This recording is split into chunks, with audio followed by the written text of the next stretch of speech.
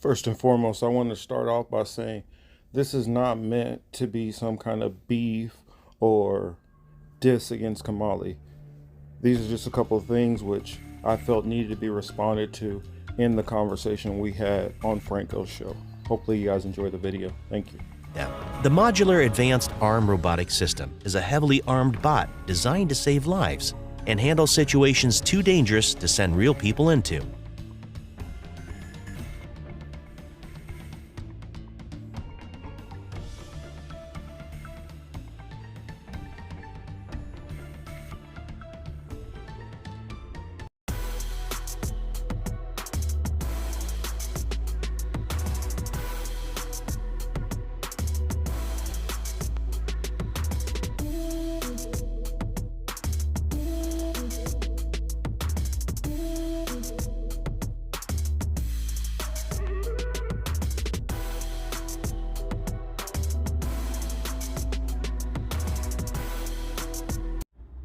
Hello, welcome to What I've Been Thinking with Marcus Cage. Of course, I'm your host, Marcus Cage. In this video, I wanted to get into a topic that I don't talk about very often. It's not a mystery or, a secret that I'm former military and that I worked in the weapons field. Primarily, I started off as a torpedoman and working with everything from 9mm small arms pistols all the way up to Tomahawk cruise missiles, and specifying particularly in torpedoes. I did do a stint working with the EOD also, and I have quite a bit of experience just dealing with weapons and tactics in general. So during our debate on Franco's show, I had people who were kind of pushing for more of a, I guess, a more revolutionary, leftist, armed kind of approach. I decided I want to share a couple of these comments which I noticed in the live stream. Here, this person, Derek, says, Marcus is promoting nihilism. Everyone should give up, know your role as a serf. Gross. This response from Majin Bull 17, Kahmali, they can't massacre people. Marcus says, why can't they? Kahmali, they can. Bruh, what is this guy on? Another response from Derek says, Kahmali is on point. That was just an distraction. WTF, Marcus is unserious. Well, Marcus has been boots on the ground in these countries, and I'm pretty sure Derek has never been boots on the ground. So who's the one who's really unserious here? Derek here insists I keep pushing nihilism. He says he doesn't get how this is debatable, Kahmali's point of view. I ask for you all to watch just these handful of clips, just 20 or so different weapons that somebody like him would have to face in that kind of situation, and tell me if you believe his logic is more realistic or mine. Another comment from Majin Bull 17. Kahmali is strawmanning everyone here, especially Marcus, right to their face. Also wanted to highlight my good buddy Josh, his comment here. You also told someone who was in the military that we could fight back against the military. We gotta be based in reality. Yes, we did. We supplanted those systems with new economic systems, and those new economic systems had faults, inherent faults in the structures that were being created. And what we're talking about is creating new systems, and we're doing it. It's happening all over the world, and they're not crushing these people. They're not able to stomp them out. Like they can't just go in and massacre people right now, because even that, we have the ability to look at that and be like, no. Why would even then? But Kahmali, why wouldn't they be able to just go ahead and massacre people? Why wouldn't they? They can try, and they will try, and they can, and they will, and we may get to a point, and Richard Wolff talked about this on a recent podcast that he was interviewed on, and he talked about how, yes, there may come a time where there has to be a violent conflict between the capitalist class and those days, or anybody who thinks like that. Let me explain to you from somebody who spent years in the military as a weapons specialist, weapons and explosive specialist. There is no fighting an armed riot revolutionary. Those days are long gone. I Long gone. disagree. We saw just in recent history, like Vietnam, we had weapons of, you know, atomic. And I push back against that approach, and it's not because I have some love for the, you know, the authorities or the federal government or anything like that. It's because I believe that anybody who's pushing for that, unless they know exactly what they're doing, is playing a very dangerous game. And so I felt like I wanted to put a couple of clips together to be able to show just what, you know, you'd be up against. Some of the things that I feel a lot of people, especially in the leftist community, don't think about, being the fact that majority of them have never been in the military. Many of them have never held a gun before, or even if they haven't done very much shooting and very much tactical training or know very much about weapons in general. So I wanted to do this video to kind of go into some of the things which I feel are, I guess, undervalued, or ways where I feel people are overestimating the ability to have some kind of violent insurrection or revolutionary pushback like you had in the days of old. So with that said, I will give you these couple of clips. The first clip, which I started off with in the beginning, was some of the robotics, and I wrote a couple of notes down because I can't remember all of this stuff, of course, but I said ultimately I feel the real threat will be when they incorporate some of this robotics tech with a lot of the weapons tech which is already out, and the future weapons tech that is going to be coming out. I also enclosed in here next, you will see a clip of just a couple of the different weapons which I went to school to learn how to operate, and was an operator and a tech on these couple of weapons. The first one will be the 50 cal ship mounted, and the other one, which was my primary weapon whenever we had general quarters guns, would be the 25 millimeter, which you will hear, you know, at the second half of this clip. Hopefully this information will be educational and informational,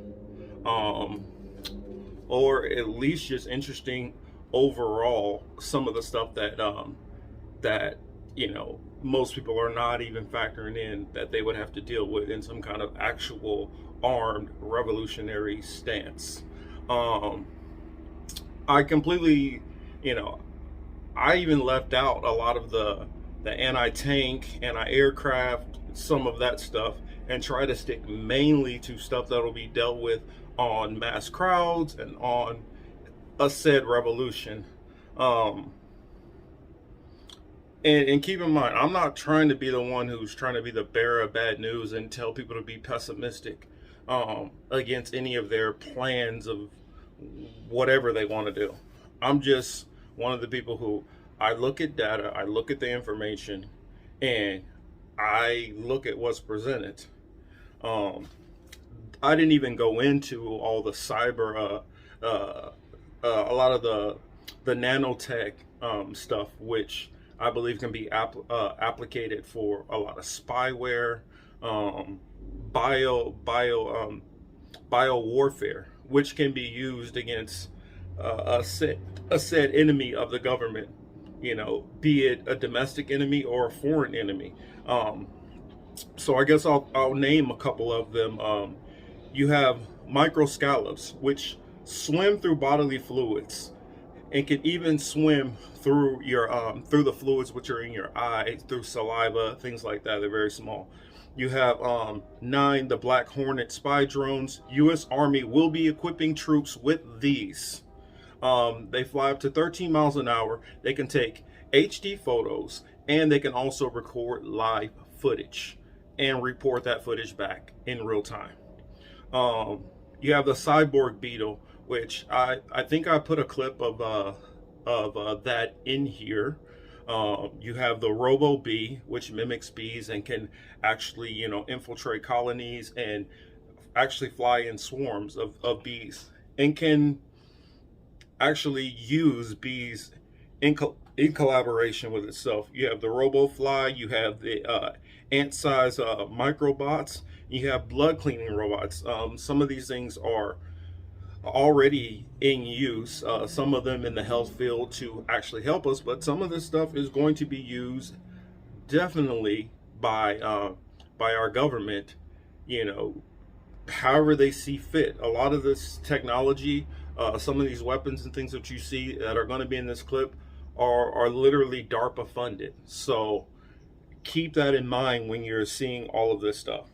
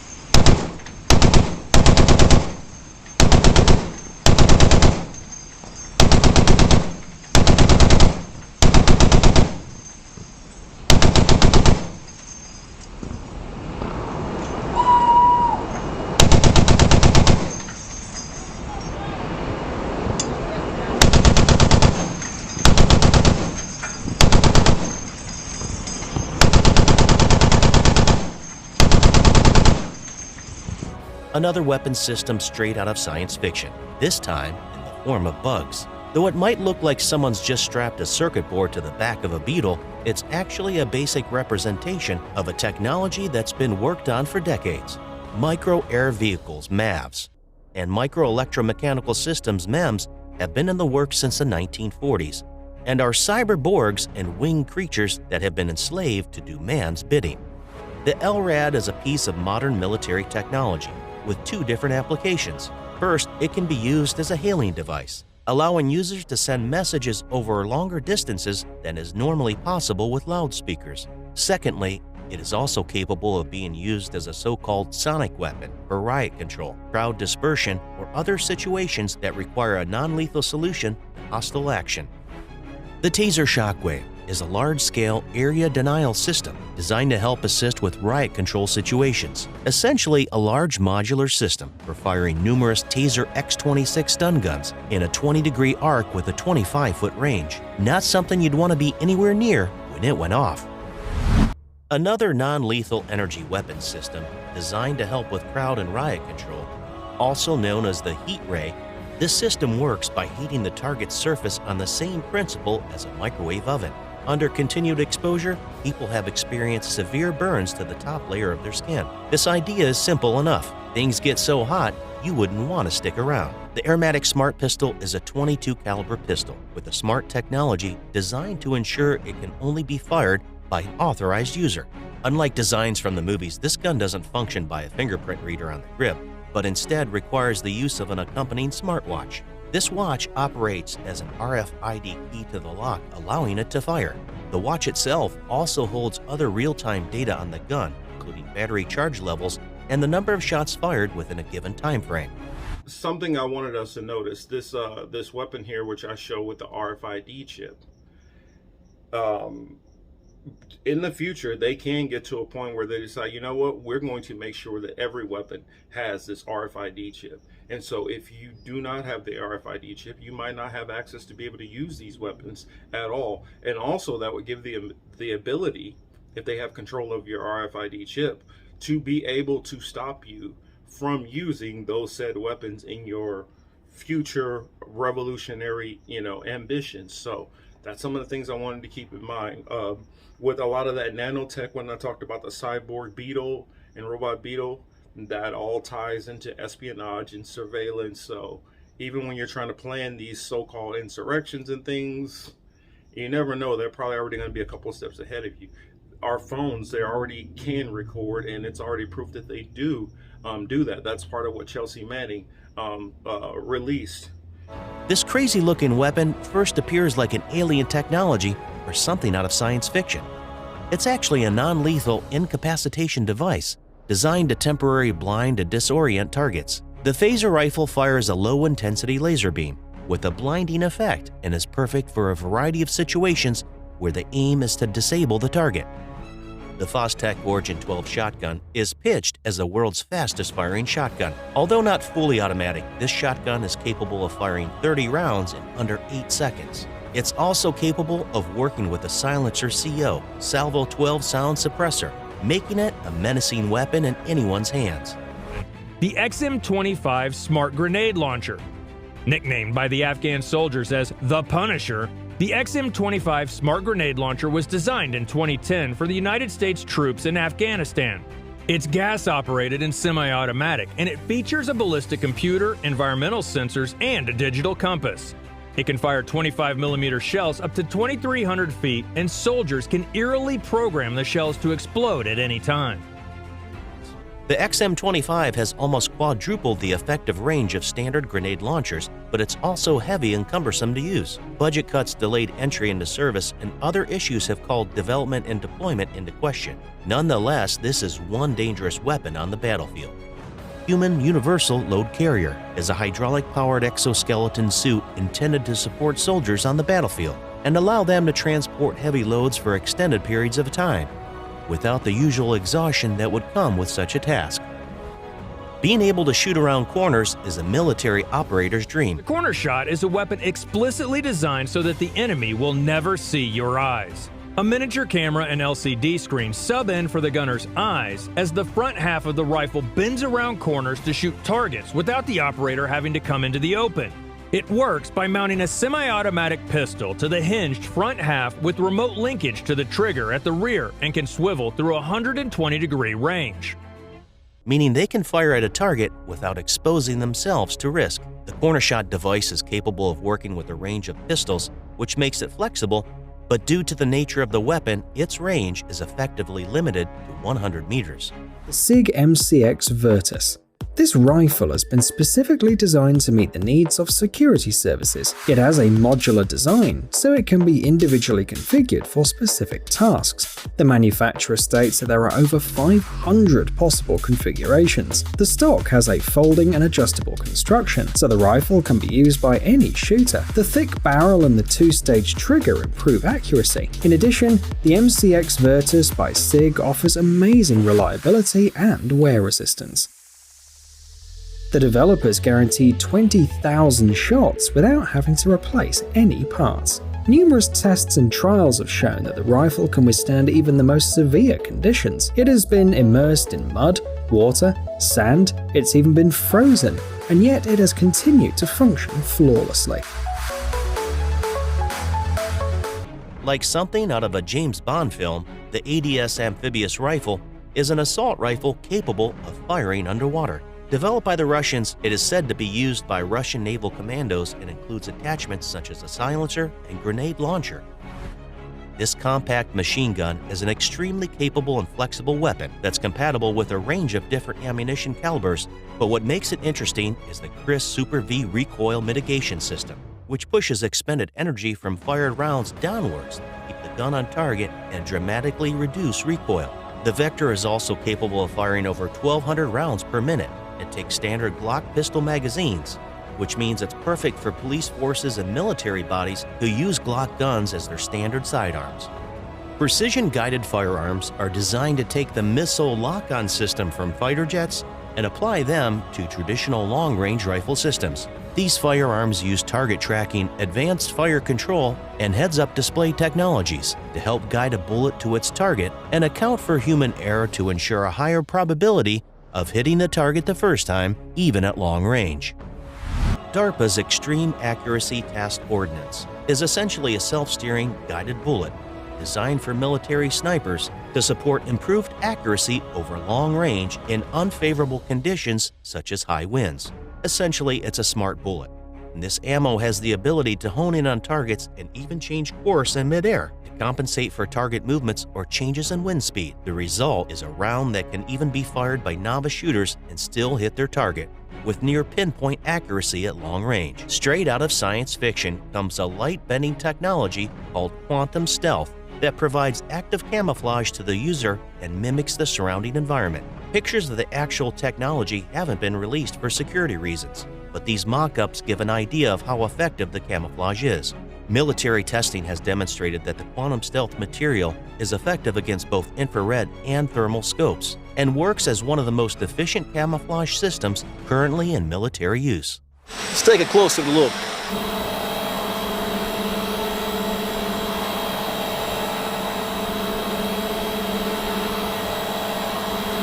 No, I don't think I recognize any of those guys. Let's take them out.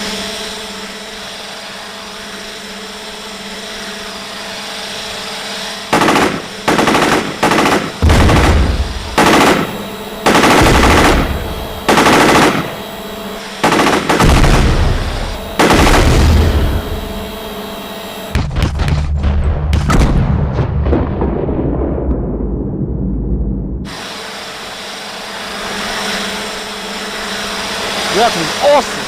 Look at the guy's head rolling down the hill. Let's try something else. So we've seen what Charlene is capable of doing on a recon mission. Now let's try putting her in a situation she's well suited for, sneaking up on some evil beaches and hard to reach places.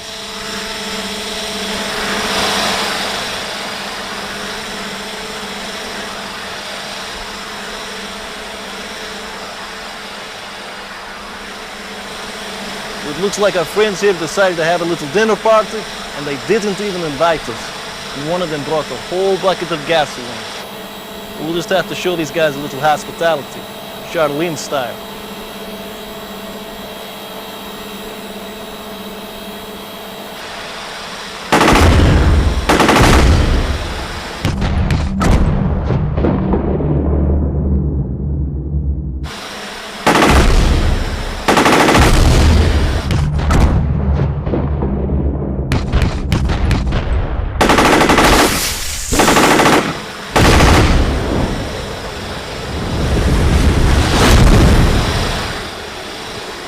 Zombie terrorists know how to have a good time.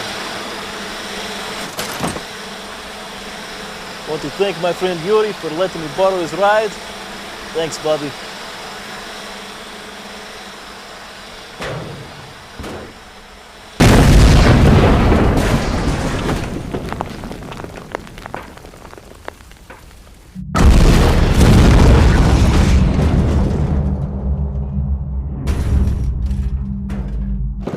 I hope you guys enjoyed yourselves as much as I did. Looks like the future's going to be fun. But if you can't wait another 15 years, my friends are telling me that this baby might just be in the next Call of Duty game, which would be the shit. So thank you guys for watching, and as always, have a nice day. And if you decide that you're going to be clever and maybe you can come up with drone technology to avoid some of that stuff, here's a couple of videos to show you that even with drones, they still have a plan for that already. So keep all of these things in mind. Drone Gun Tactical. When you see this amazing gun, you might think that it fires unusual projectiles, like square-shaped bullets, for example. However, the Drone Gun Tactical is not a projectile weapon, but a portable drone mitigation device. Its main advantage is that it neutralizes drones in a careful and absolutely safe manner. It creates a powerful signal that mutes the antenna installed on the drone. When hit by the signal, the drone activates its safety mode. The video recording stops and the drone lands immediately. Or it returns to its operator and helps track their location. Either way, it doesn't cause any damage to the drone. The Drone Gun Tactical has an impressive range of 2 kilometers. The design is portable and only takes a couple of seconds to set up. This is counter-unmanned aircraft system tech. The laser weapon, which can be mounted onto the back of a vehicle, is designed to help the Air Force take down hostile drones. The laser itself can fire dozens of shots per charge, according to Raytheon, but the Air Force could also hook it up to a generator to deliver a nearly infinite number of shots, the contractor said. In closing, I decided to show you conventional weapons which I was around and actually saw in action, actually sat at the monitors of. This last one is mounted on most weapons, on most ships. It's called the CWIS. The CWIS is an anti-aircraft weapon, but, and keep this in mind, they can mount this on other vehicles, so it does not have to be out at the sea. And then lastly, we have, and I guess I'll close it with this last clip, where the railgun, which has always been talked about and speculated for the longest, which is now going to become a feature on naval vessels. I believe that they're already in concert in making a smaller version of that, and it's going to be probably on mobile vehicles, more than likely tanks or SWAT type vehicles. So keep all of those things in mind, that this is the kind of stuff which is real world that you will actually be facing.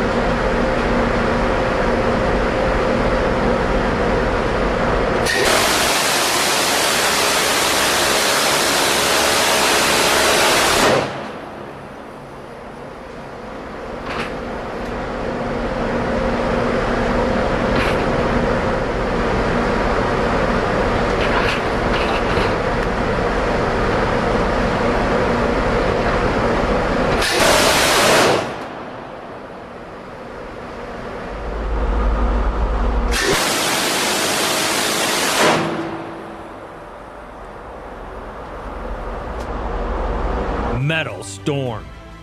Metal Storm is an Australian company that's been developing a line of weapons that use stacked projectiles. Stacked projectile weapons are different from traditional guns as they have no moving parts. Instead of loading a bullet into a chamber and having a mechanism such as a hammer initiate its firing, the Metal Storm weapons use electronics to control the firing sequence. Bullets are tightly lined up within the gun. They're packed between an explosive fuel, and the result of which is a weapon that can fire at a much higher rate than a traditional automatic. One bullet enters the barrel before the last is left, which creates a torrent of ammunition with firepower, just like a high-powered comic book-style laser. This monster cannon is actually the culmination of over a decade's worth of development and testing. An electromagnetic railgun capable of firing projectiles at over 4,500 miles per hour and smashing through concrete structures 100 miles away. In closing, I hope that this was informational. Hopefully it was somewhat entertaining. Until the next time, you guys have a good one. Thank you.